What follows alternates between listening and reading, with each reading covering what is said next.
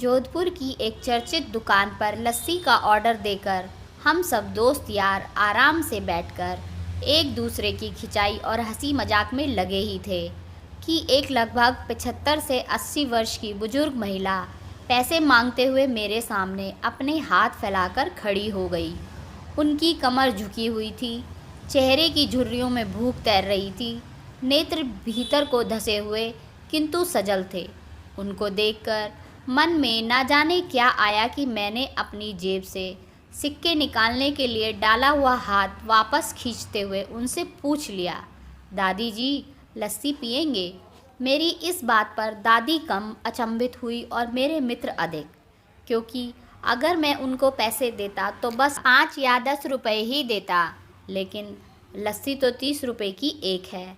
इसलिए लस्सी पिलाने से मेरे गरीब हो जाने की और उस बूढ़ी दादी के द्वारा मुझे ठगकर अमीर हो जाने की संभावना बहुत कम बढ़ गई थी। दादी ने सकुचाते हुए हामी भरी और अपने पास जो मांग कर जमा किए हुए 6 से 7 रुपए थे वो अपने कांपते हाथों से मेरी ओर बढ़ाए। मुझे कुछ समझ नहीं आया तो मैंने उनसे पूछा, ये किस लिए? इनको मिलाकर मेरे लस्सी के पैसे चुका देना बाबूजी। भावुक तो मैं उनको देखकर ही हो गया था।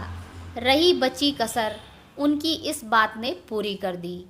एकाएक मेरी आंखें छलछला आई और भरभराए हुए गले से मैंने दुकान वाले से एक लस्सी बढ़ाने को कहा।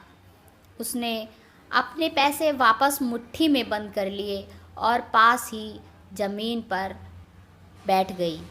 अब मुझे अपनी लाचारी का अनुभव हुआ, क्योंकि मैं वहाँ पर मौजूद दुकानदार, अपने दोस्तों और कई अन्य ग्राहकों की वजह से उनको कुर्सी पर बैठने के लिए नहीं कह सका। डर था कि कहीं कोई टोक ना दे, कहीं किसी को एक भीख मांगने वाली बूढ़ी महिला के उनके बराबर में बिठाए जाने पर आपत्ति ना हो जाए। लेकिन वो कुर्सी जिस पर मैं बैठा था मुझे काट रही थी। लस्सी कुल्हड़ों में भरकर हम सब मित्रों और बूढ़ी दादी के हाथों में आते ही मैं अपना कुल्हड़ पकड़कर दादी के पास ही ज़मीन पर बैठ गया, क्योंकि ऐसा करने के लिए तो मैं स्वतंत्र था। इससे किसी को आपत्ति नहीं हो सकती थी। हाँ, मेरे दोस्तों ने मुझे एक पल को घूरा, लेकिन वो कुछ कहते उससे पहले ही दुकान के मालिक ने आगे बढ़कर दादी को उठाकर कुर्सी पर बैठा दिया और मेरी ओर मुस्कुराते हुए हाथ जोड़कर कहा, ऊपर बैठ जाइए साहब।